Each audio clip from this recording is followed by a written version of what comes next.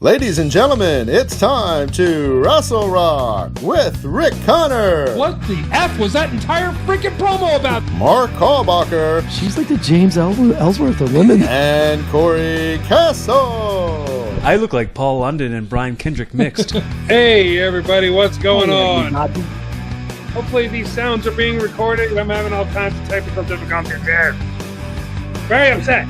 The whole internet is against you, dude. Swear to God. Whole damn world. It's Rick Connor versus the world, damn it. Oh, man. All right. They should have never rebooted it. That movie's terrible. No. I liked it. I don't care. I know you did, fanboy. I liked it too. You do no wrong. Oh, hell, Kevin Smith.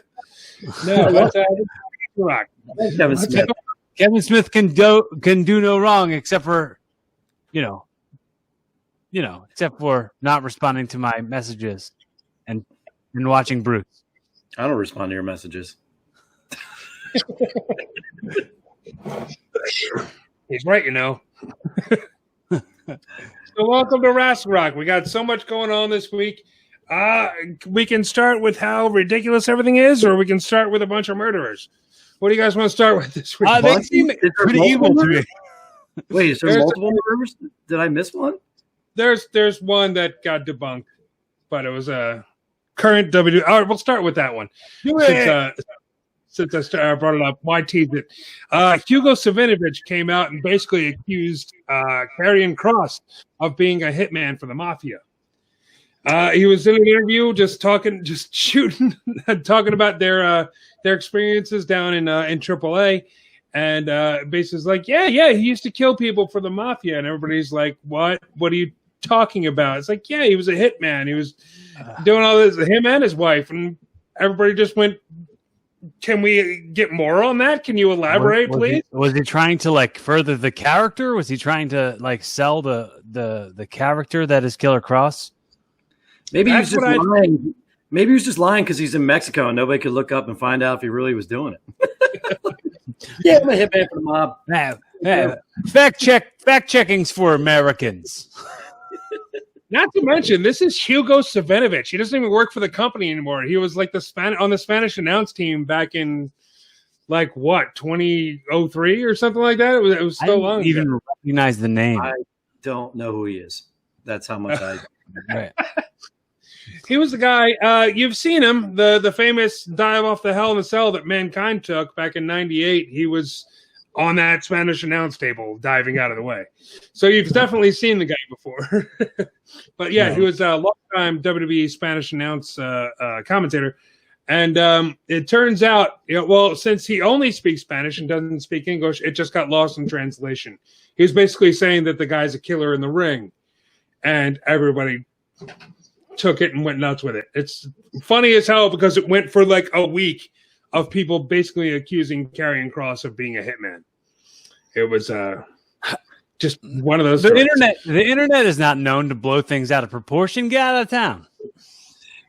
Pshaw, I say. So that was a grip on that boob. What's that?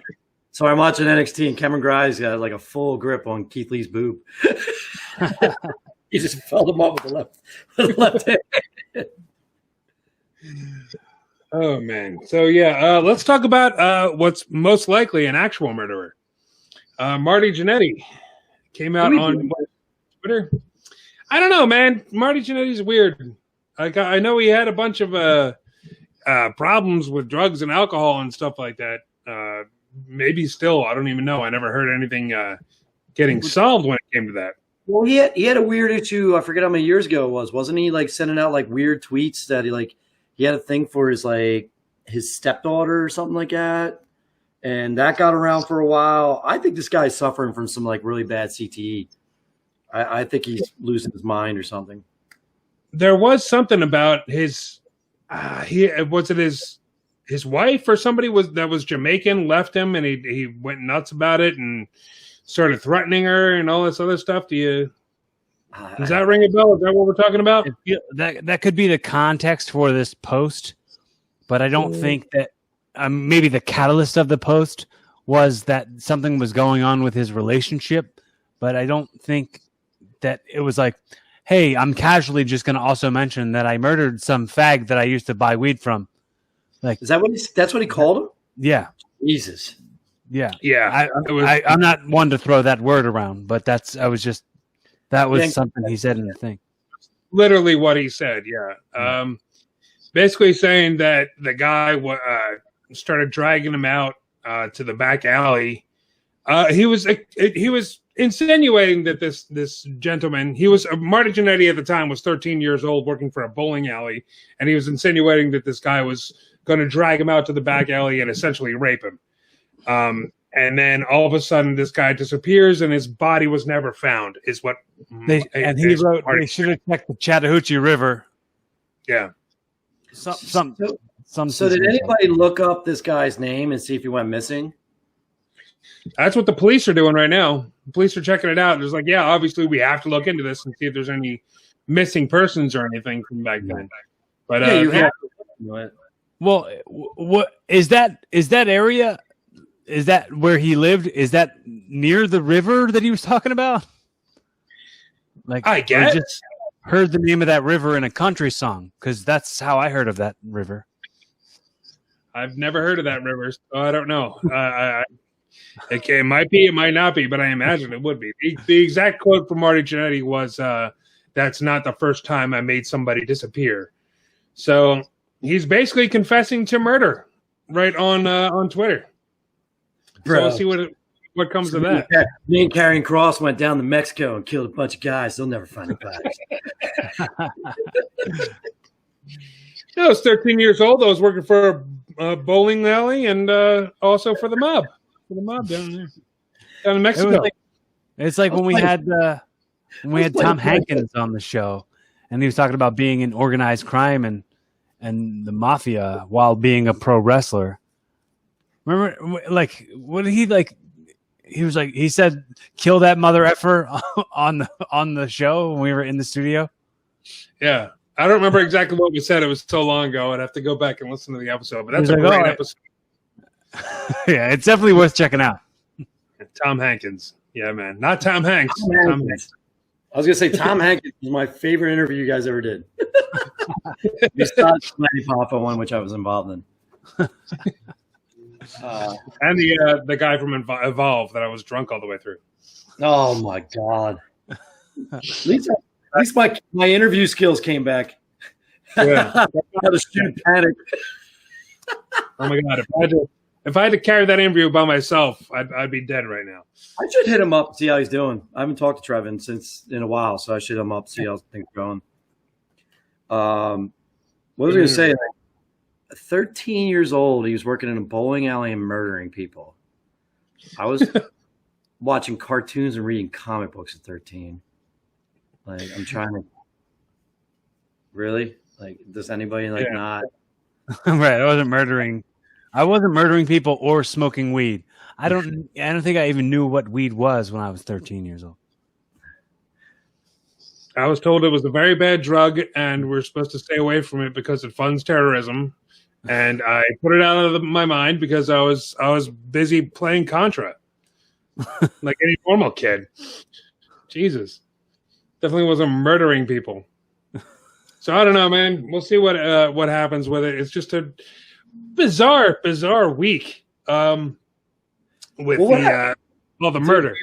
Do you want it to be a dark side of the ring if he actually did do it? Yeah. The fall of Marty Jannetty on social media. I'd watch that.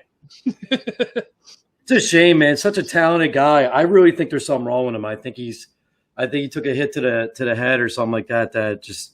Well, I mean, on top of the fact that he's been a really bad alcoholic for no one could even tell you how long it's been, but he's been drinking his ass off since he was in the Rockers. So he's drinking himself off of the rocker these days. Jesus.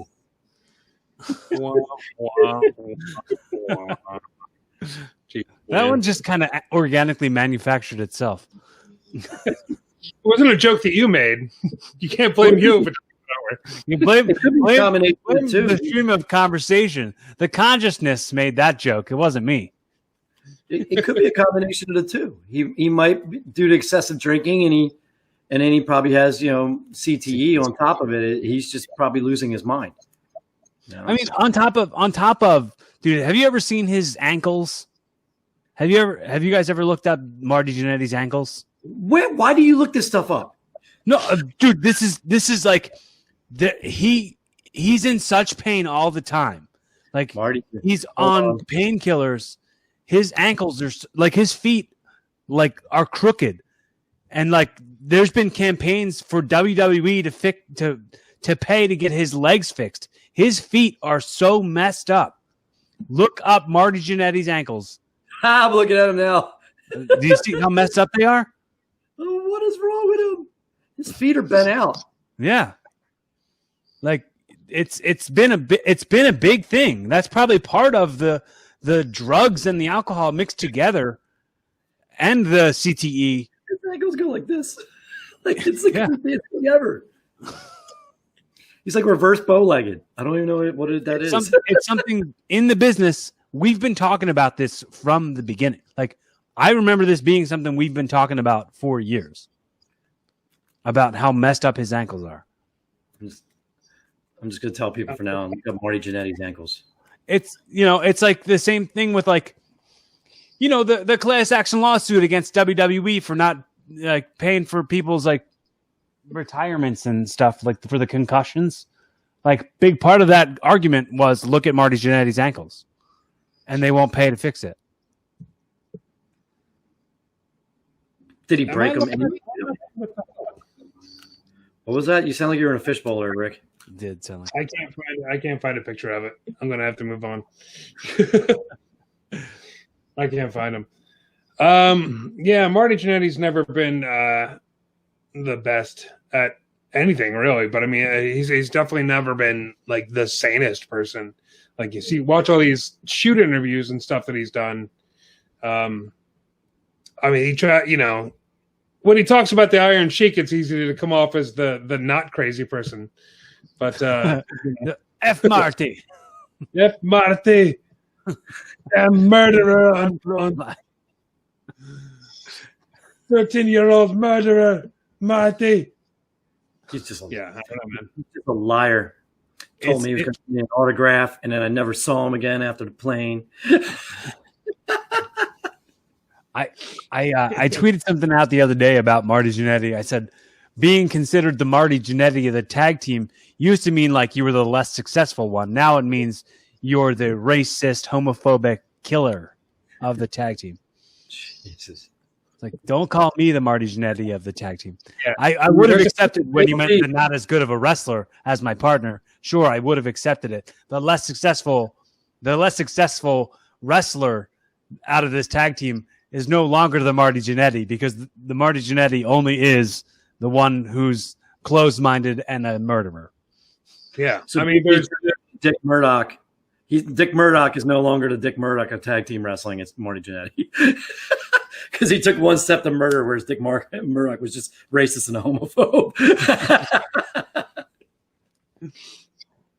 I mean, you got the Shawn Michaels, who's the legend and the icon and the champion and everything like that. And then you got the Marty Jannetty of the team. That's the murderer and the homophobe. That's just the way tag team wrestling works. I didn't make it up. Well, it's just the formula. Come on. Doesn't everybody know? It's the business. It's a business, brother. It's like Vince's new forming a tag team. You, come here.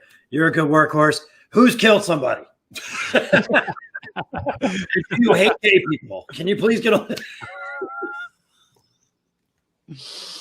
Oh, man. That's terrible. That's insane. That's absolutely insane. But we'll see if he goes to jail. And then the week got weirder from there, because apparently we woke up and The Rock bought the XFL. He just up and decided to do it out of nowhere, and apparently he now owns the entire franchise. And it's him and his business partner and some partners from, oh gosh, what was it called? It's the Redbird Capital Partners. I'm not entirely sure what that is. I was going to say, it sounds like it's a conglomerate. The Rock is just the name they put out there. Yeah, he's a figurehead of it. I think, honestly, he just was bailing out his buddy Vince McMahon, and he could make it something big if he wants to, or he could lose it and it wouldn't matter, right? Like, I'm sure he's just gonna put somebody else in charge of running it, and hopefully they do something cool with it. But if they don't, whatever. I mean, $15 million is like $15 to him. Yeah, I mean, the same as buying a Gatorade from the 7-Eleven. When you've been making $40 million a year for the last 5-6 years, $15 million is not much. And remember, he's got a tequila company now. He's got all kinds of money coming in from Under Armour money. Under Armour money. Yeah. Anything with the Rock symbol on any Under Armour is $20 more than normal. Right. And that's basically the money's going to him, I guess, or part of it's going to him. So he's big. I mean, the guy's a millionaire now, so he wants to buy a football league. Let him buy a football league. I don't care. I mean, he was the first face we saw in the XFL anyway, back in 2001 or whenever the hell the original XFL started. Coming up on the screen, smell what the XFL's cooking or whatever it was. I didn't watch it then. Didn't watch it this time, and I won't watch it this time. I won't watch it again. And I mean, it's just going to be a peripheral thing that I know exists, and that's it. That's how I feel about other countries that I know I'll never go to. Yeah, cool. That happens. That's a place that exists. I'll never be there, but I know, cool. People probably make a living off of it. Good for them. I didn't watch one game. No, me either. I mean, I'm not a football fan. I don't watch football, but I love football. I miss I football. know. You're just like you're everyman Joe. You watch football and baseball, and you grill on the baseball's back, hockey's back, basketball's back. And WWE's got to fight against a lot of stuff right now, man. Yeah. They were in competition with nothing else. Now they're going to be in competition for everything else. But honestly, I've been saying they're competing for your attention over Candy Crush and Words with Friends. If somebody's going to be distracted, they're going to be distracted and not watch. I just play Candy Crush while wrestling's on. Right, exactly. Because it's so bad right now. Man, somebody's gimmick should be that they're the Candy Crush guy. Their gimmick is as a wrestler. They can't focus on their match because they're playing Candy Crush on the way to the ring, and then they just can't a spot. They knock a guy down and go play Candy Crush for a minute. Like WWE, just rips off Orange Cassidy, but instead he's playing Candy Crush. Right, so right. He's just Candy Cassidy. Candy Crush Cassidy. Yeah, it's not a bad gimmick. I say book it. Why not? Are you listening, WWE? This is free lunch. This is free advice. We're giving you gold here. Take it and run with it. Make us proud. Dude, since we're talking about football, should we send us money? Talk about who I'm looking at on the screen right now? Who's going to wrestle at? Oh, this is suck. Oh yeah. Let's get into it. The old Pat McAfee situation. Oh yeah. Call the match. I can't believe we didn't talk about it last week. I didn't think it would blow up like this. I didn't know where it was going. The last week was this. The story was Adam Cole went on the Pat McAfee show, which is essentially a glorified podcast, and he just went and they had an altercation. Pat McAfee kept on putting him down, basically saying very passive-aggressively saying that he was short and he wouldn't have gotten anywhere if it wasn't for the rest of the Undisputed Era, and the rest of the Undisputed Era is more talented than him. It's no, I'm saying you're being smart by surrounding yourself with better people than you. It was very crappily done, passive-aggressiveness. But ended up with Adam Cole flipping a microphone over and telling him to go F himself and It was the video, the full interview is up on YouTube if you ever get a chance to watch it. It's actually not a bad interview. It looks like it's an interview segment that leads into a gimmick, which is always kind of cool. Mm-hmm. And then this week on NXT, we get Pat McAfee at ringside saying that everything's cool, everything's been smoothed over. Him and Adam Cole are cool now. And then, of course, he starts making jokes while Adam Cole's at ringside. It leads into a little scuffle, and then Pat McAfee kicks Adam Cole right in the head and lays him out cold. So it looks like he's an NFL kicker. Yeah, I know. Well, it's the greatest punt return something or other of all time.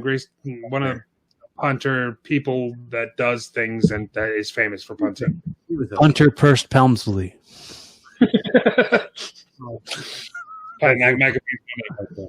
His name is going to be Triple P.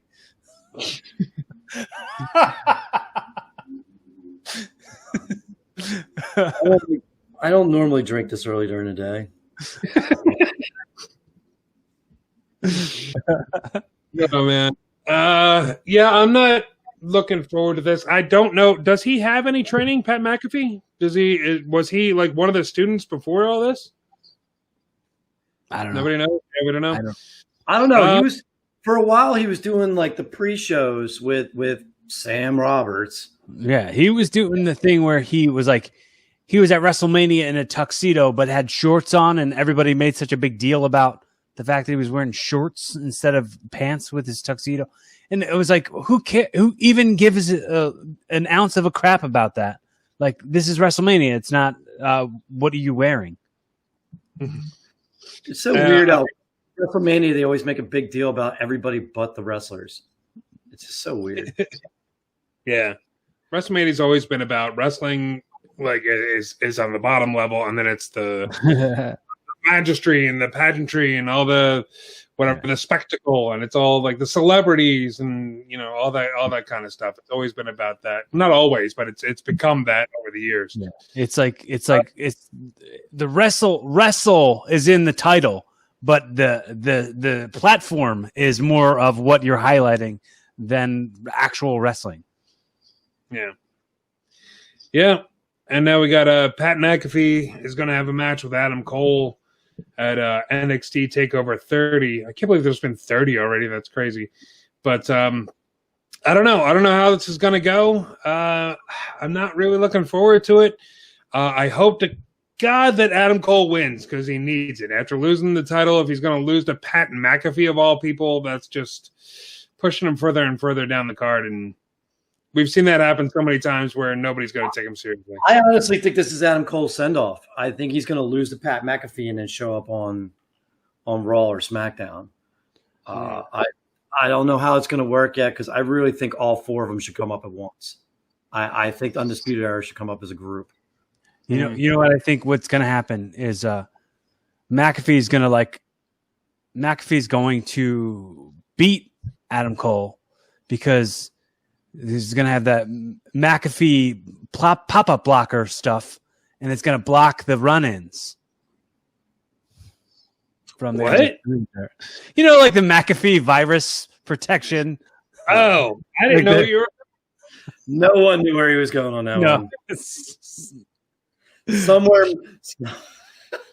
Somewhere Matt Flowers is just kicking his phone or watching it. You were almost there. You were almost there. If we would have gotten it, it would have been good. I didn't know how to get there. I couldn't articulate what I was thinking. Don't blame me. Blame articulation. That's right. I'm just taking no blame for nothing. So we got quite a few things that happened that were very, very weird this week. I enjoyed NXT. I enjoyed SmackDown, but what in the holy hell was Monday Night Raw? Raw just overall, I think, was insane. I didn't hate it, but I was very confused by a lot of what happened. We got the first good way to put it. Yeah, I don't understand. I guess it's we got Shane McMahon back.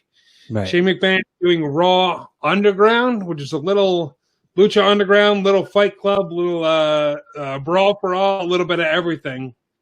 What did you guys think about this? Anybody? It was awful. It was awful. Yeah, it was. That's the word. It was very bad, and it was like, it's like people are showing up. People are tuning in to watch pro wrestling. Pro wrestling is what we came for, and you're showing us something that's somewhat pro wrestling, but like there's no ropes, so nobody can jump off of stuff, and it's supposed to be a fight. Like, why don't they just watch fighting? This is stupid. I don't like it at all, and it's like the people all banging on the mat. It's dumb. It's I don't like it, and I hope that it dies a terrible death. So Simon Miller, I think, put it best. He said they were fake fighting, pretending it was real fighting on a fake fighting show. Right. And I was like, wait, what? As you're watching it, like, I'm a dude playing a dude dressed as another dude. And then Dolph Ziggler just pops up out of nowhere. That didn't make any sense.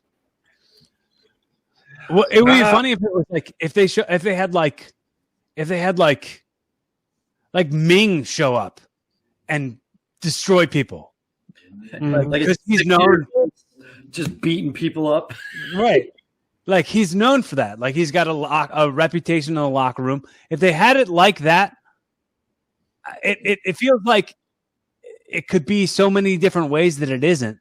Like that goes for everything, really. That was a very broad statement. It has the potential to be something that is cool. Like I know somebody else said something to me about this might be a cool way to bring Brock back. Sure. But is it really worth it? And who the heck was this guy that when it's just like Shane's acting like he's scared of the guy? Like he's running this show. Why are hit Shane McMahon because he's in fight mode? Just shut up. You're insulting my intelligence. Just none of it made sense. First of all, Shane McMahon was thrown in there. It was supposed to be another wrestler who was going to host it or something. And then they asked Shane to do it because they get pops, and ratings whenever Shane shows up. So they just did do a mini spike in the ratings. I don't know, man. Well, Rick, is that your reel going again? Rick has my internet. This whole neighborhood sucks for internet, man. God damn it. Go, somebody else talk. This is no. I understand what you're saying, Corey. Like it's not good now, but it does have the potential to be good eventually if they can get it to a point where it looks better than it is now. Like you said, maybe they'll use this as a way to bring Brock back, but they can't do that with what we have now. Like it's too cheesy. We're trying to make this look like it's underground. We're trying to make this look like it's something that's different from the rest of the show, which is weird because on Raw they had a bodyguard standing there with his arms crossed in front of a door, and they're like, "Oh, Shane McMahon's behind that door, and he's got something for you." So basically, this just happens at the arena. This is just something that's just there. That's behind closed doors somewhere. There's a thing that I used to say to promotions that would run and they wouldn't draw fans. I'm like, when the fans don't show up, say this is a very underground thing. This is a very underground thing. It's very private. Nobody wants it's not that your show sucks and nobody wants to show up. It's the fact that it's very underground and it's hard to find out the location of it. If everybody knows that this is in the location that the same place as Raw and SmackDown and NXT's at is just in a different room, what's the point? What's the point at all? Like all of it feels like it's all just scratching an itch that nobody had. My whole problem. Why are they fighting on a half-ass Kumite ring, which there's no ropes? when they just had Matt Riddle and Thatcher fight in that really cool cage with the platform around it. Why wouldn't you use that for the underground fighting ring? Yeah, that would be neat. And then you could have the people standing on the platform, banging on the cage right below. Right, banging on the cage on the outside, screaming stuff out, like they do at UFC when they go, "Oh, go watch the guard, look, turn it over, watch that leg." Like that would be something that'd be worth a little more than this is worth. This is I just think visually, if you put all the people on that platform around the ring and they're fighting in the pit down, and you do camera angles where you're over top them while they're beating each other up, it'll look like they're actually like fighting in a pit. Yeah, and it's very cinematographic. Give it more of like a rawer feeling than 3 half-ass strippers with porn music playing in the background. Shane's walking by like, "Hey, underground!" It was really bad. It was just really weird. Yeah, that whole aspect of it too, like having the strippers. Like, what the hell was that for? Like, it was just felt too stupid. None of them were wearing masks. Damn it. I think Vince had a mini stroke and he thought it was 98 all over again. I think that's all it was. That's the only thing I can think of. I mean, it might turn into something half decent at least. I mean, it might be like, I don't think this is going to be something that takes off for a while. Like they're going to have to keep on pushing and pushing and pushing, but they're going to have to fine tune it and get it to a point where it's not as cheesy and simple. Like, I don't mind the dancing girls. I don't care. Put up dancing guys. I don't care. I don't get it. And it gives it a different feel to it. They're trying different things. And I got to applaud them for that at least, because their numbers are in the toilet. USA is probably super pissed, and they're trying to change it up and do different things. Like a while ago, they did. I'm talking like back in the 90s, they had Raw is War, and then they had the War Zone. Back when Raw was 2 hours, they split it up into different shows. If you can get this to a point where it's not bad and it's something different, treat it like it's its own show. Give it the third hour of Raw and be like, okay, this is Raw after a time slot. That's a cool idea if it works. I mean, you have a 2 hour Raw and then the last hour or something else, or vice versa, however you want to do it. But and maybe it's not this. Maybe it's something completely different. But I mean, this has potential if they can work out all the kinks. I think that they can get this done. I like the whatever Ouchie Club showing up at the end and taking over everybody. And the Ouchie Club. It's the Hurt business. The Hurt business. The paper cut company comes in at the end and just runs shot. I like the Lashley being in there. He's got some MMA experience, so why not keep him in there? And because they're not doing anything else with him right now. What's he going to feud with Ali? Like, come on. Yeah, this would be a good way to introduce making pro wrestling more like a real sport. And when I say that, I only say that because I think that we have 3 separate brands. We should have 3 different seasons. There should be off seasons for people to take breaks. And I think that it would just make you miss them more when they come back. Not to go like, someone's going to take their spot and they're not going to be important anymore. No, it's like, we know that there's going to be a scheduled time where he's on the roster. It's going to be from this time to this time. So if you want to catch it. It's making you like more anticipate somebody's entrance and exiting of a season. If we say this season, I mean, the shows have seasons. If you watch it on it, it'll say this is season 30 something with, like episode this, that. So you'll be like, okay, well, I signed on for season 38. So when this season ends, then I return. So I mean, it could serve for a. I mean, but once again, if WWE is listening and are taking my advice on starting seasons in wrestling, which I think should be the case, Hire me as a consultant. Pay me money. Yeah, why not? Give us all jobs.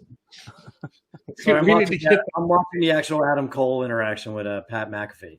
So McAfee gets to kick him in the face last week, but all Adam Cole does is throw water on him. Like, dude, they make their own wrestlers look like chumps against outsiders. It's just stupid. And then they got Shawn Michaels out there with his gray beard, like trying. Your beard is weird.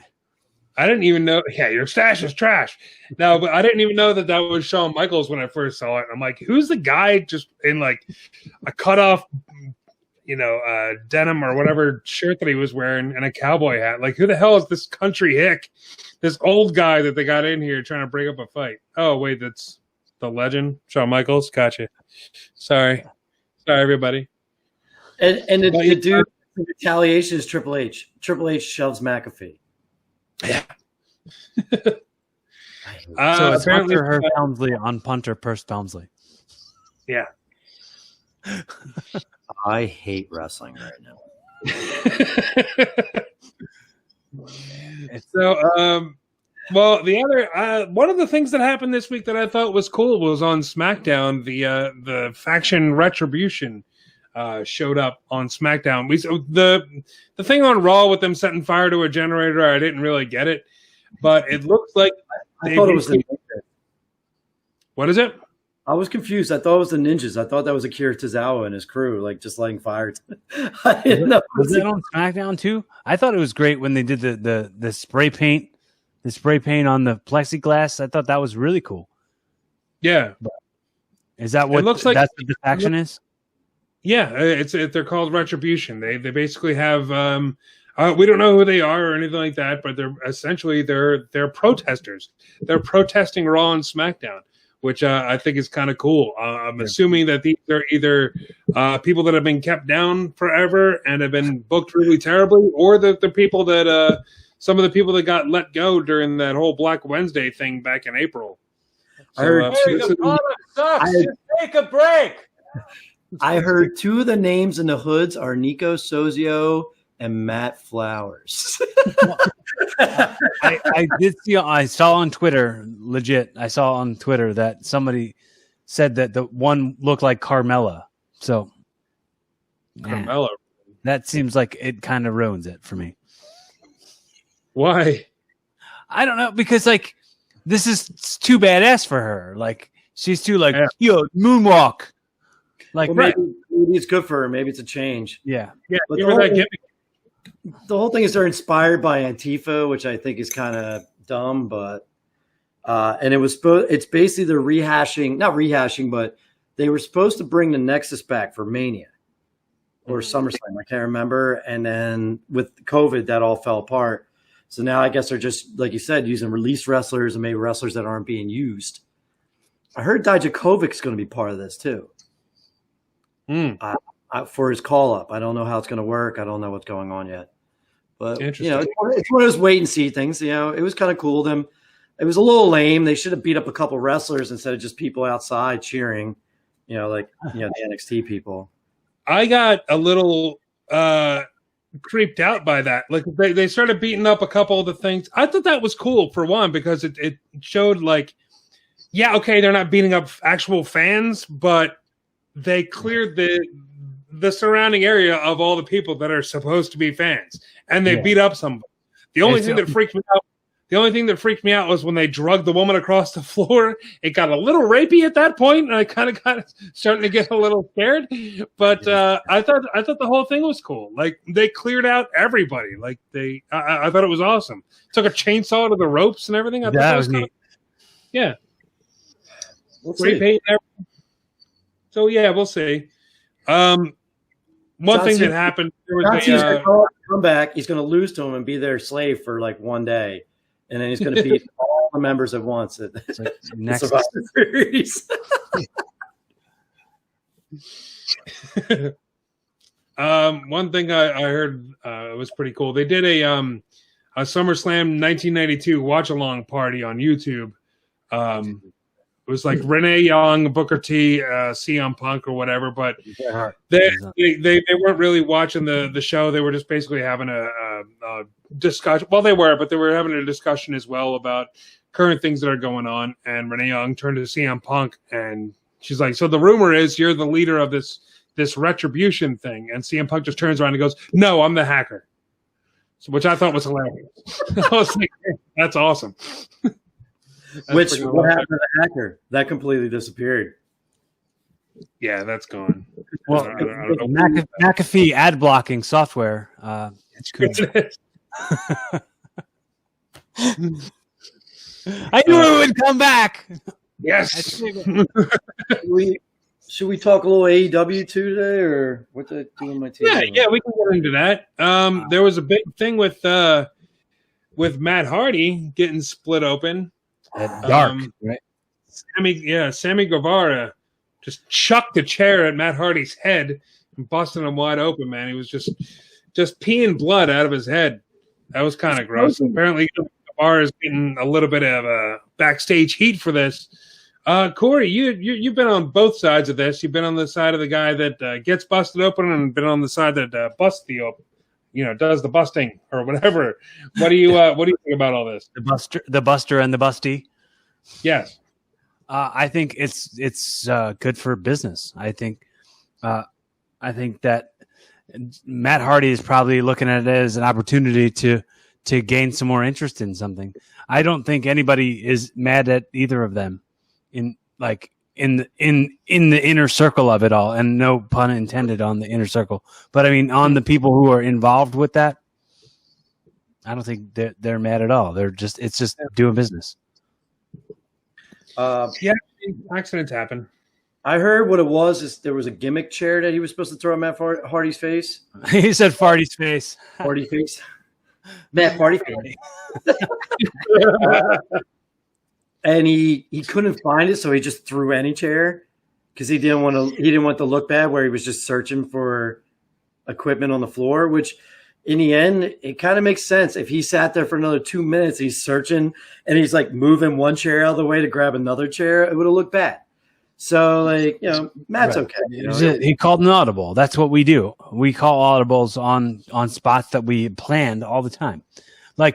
That's why wrestling nowadays doesn't look as good to me as wrestling from the 90s, because I watch wrestling from the 90s and it looks like that's all spontaneous ideas, and it looks like everything is they're recovering from slight f-ups.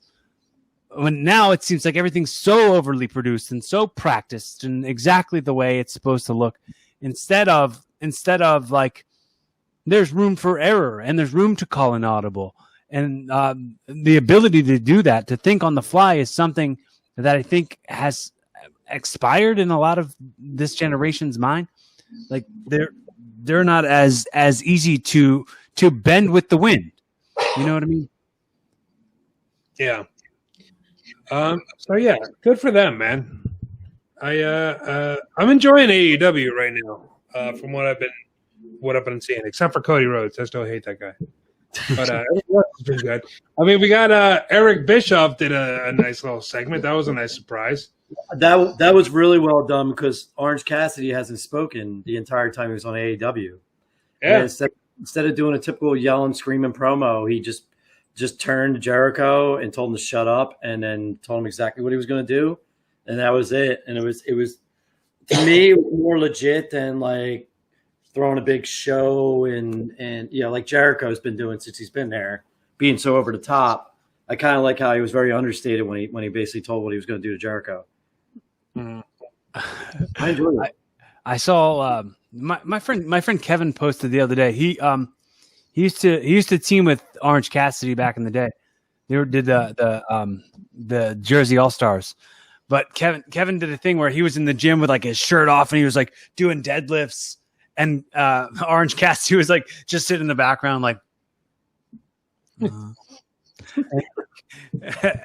Kevin wrote Chris Jericho, you better be careful with how hard Orange Cassidy is training for this feud. Yeah, she made it to the gym. That's a big step for him. He actually went to the gym. He had the denim jacket on in the background and everything. Like, I'm really enjoying Orange Cassidy. Like, I like how they put Brody Lee over with a Larry. Like, just and the size of him compared to every other wrestler in AEW is insane. He's a giant compared to the rest of those dudes. Yeah. I think they're doing a good job with Brody Lee. Their storylines are just better. They're just better. I mean, WWE, I think, as a whole, has better wrestlers, and especially their female division. But AEW, for story-wise, they're just so much better. It's so much more enjoyable. You get payoffs. There's not a distraction finish or a roll-up every single match or whatever else. I do think that the crowd reacting organically to things in AEW adds so much of a level of quality to WWE. When you watch it, it seems so manufactured, so like canned, and it's just dumb. Well, not only that, if you listen to WWE when they boo, you can almost hear the dudes laughing because they're just sitting there like, like we said, there's like an applause button, like light somewhere. Right. And they're all like, boo, like just kidding around. It doesn't even sound genuine when they boo people. It's so manufactured. Right. For the first time ever, I'm going to not boo when I was told to boo. Everything has to be for the first time ever. We're witnessing for the first time ever the applause button being ignored. So bad. Yeah. I know. It's going to continue to be bad. There's not much we can do about it. You can either stop watching or just. Yeah. Well, another thing that went through my mind is like with this new faction that like broke apart everything and chainsawed the ropes. How come they didn't do that at the Raw Underground? Why didn't they beat up those people for no reason? There were no ropes to chainsaw through. Maybe that was it. Spray paint on Vince or on Shane McMahon. Yeah. Well, not only that, the Ouchie Envoy was sitting there, and they didn't want to fight those three guys. So.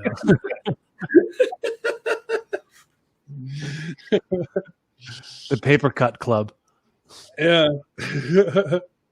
All right, I think it's about time we figure out who wins wrestling this week. What do you say, guys? Who wins wrestling? Blah, blah, blah, blah, blah, blah. All right, Mark, what do you got, man? This was a hard one for me.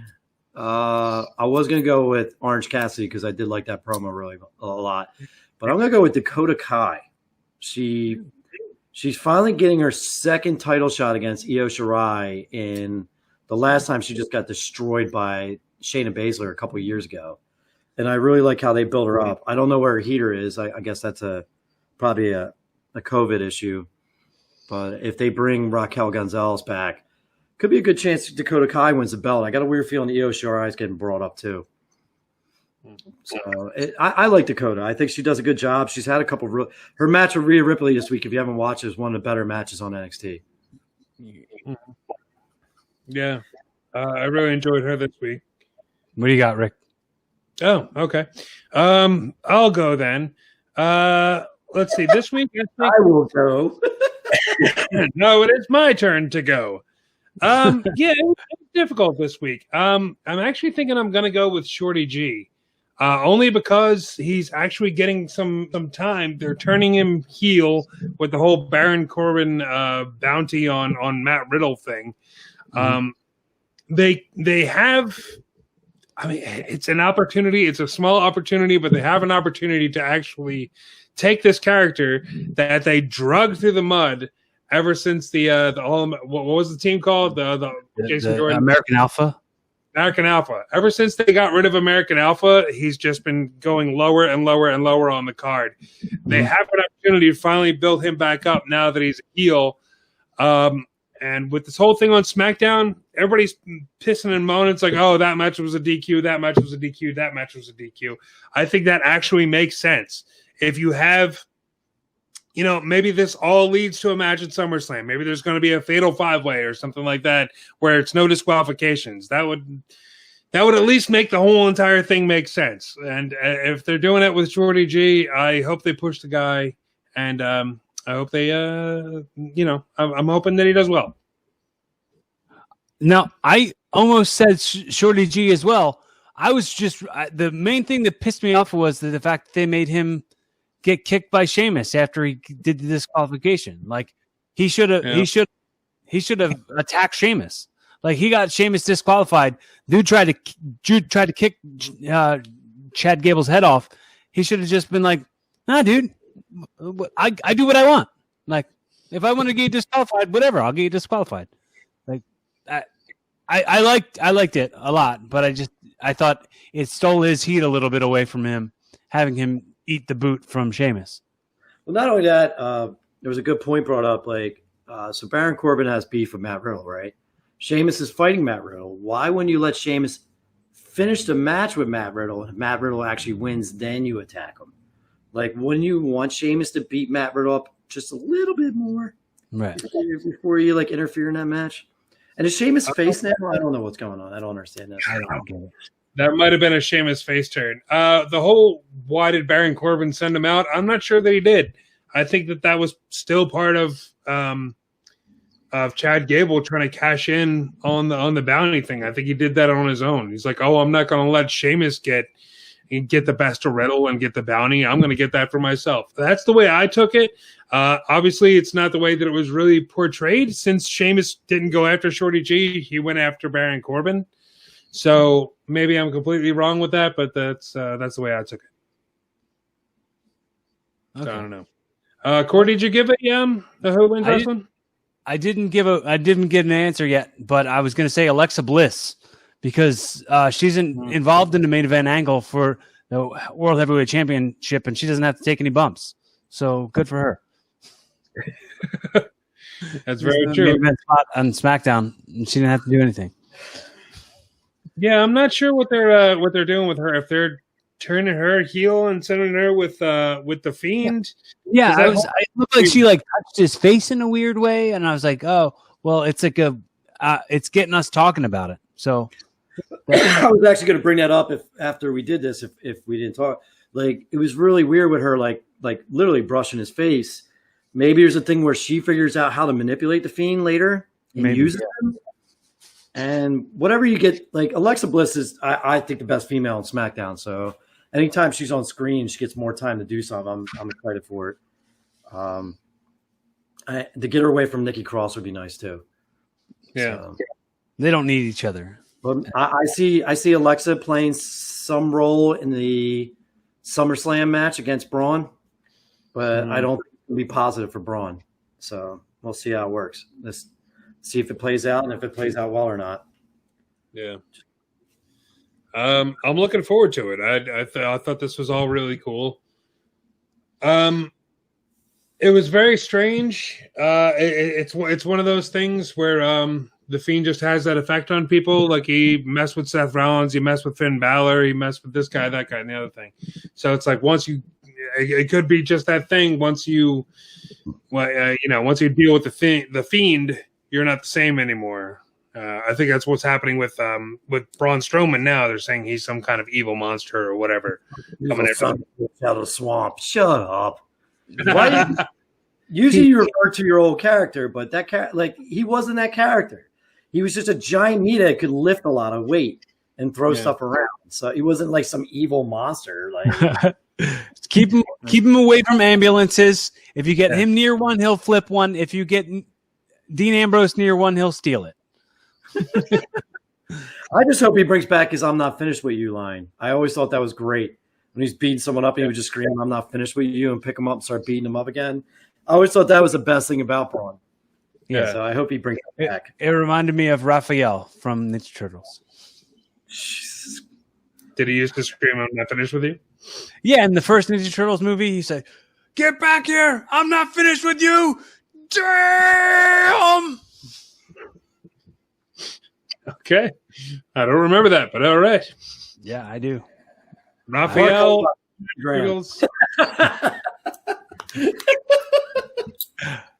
They need to have more Raphael in pro wrestling.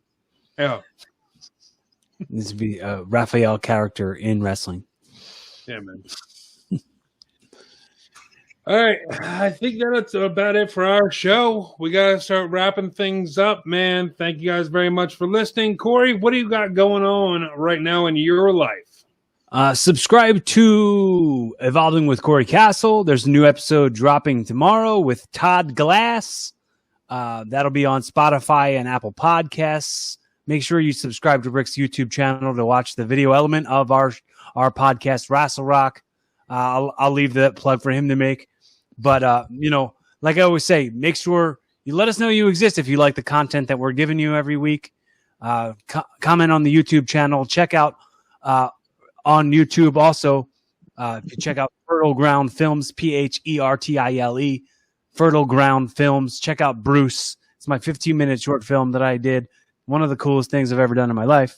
And I'm not going to spoil it for you, but for sure, it's only 15 minutes of your time, and you'll want more. And also, check out my YouTube channel. Just youtube.com/user/Cory Kastle, spelled the way it's spelled right here on the screen.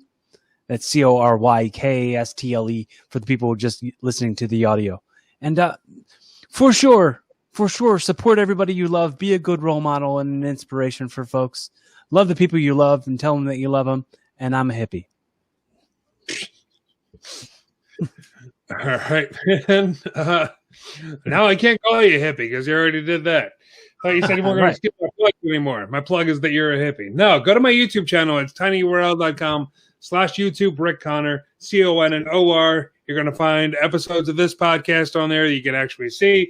And you can actually find some pro wrestling in there, some starring myself, some starring Cory Kastle, some starring Nick Burke, who's on this podcast all the time. All kinds of stuff on there, man. And if you like this podcast and you want some merchandise for it, head on over to teespring.com/stores/rassle-rock. Every item on there is connected to a different charity. So when you're buying a piece of merchandise, you're helping somebody out that really needs it. That's all I got. Mark, do you got anything? Mark WK25 on Instagram. That's all I got, man. I got nothing going on. I'll be in the beach tomorrow. Come find me. Real quick, I want to also mention a good friend of the show, Big Slam, Walt McDonald. We lost him this past week. I want to shout out to his friends and his family. Other wrestlers were all very affected by this loss. Pretty sudden, unexpected sort of thing. We're doing an event that's going to stream on the 19th. Rick's supposed to be there. Myself's going to be there. Grey Wolf will be there. We're all the proceeds are going right to Walt's family. Support. Yeah. Like I said, support not only the people you love, but support the people that love them. And check out that show, and more information will be tweeted from me or put out on the upcoming weeks of RASSLE Rock. Mm-hmm. And that, I think, will just about do it for this episode of RASSLE Rock. I'm Rick Connor.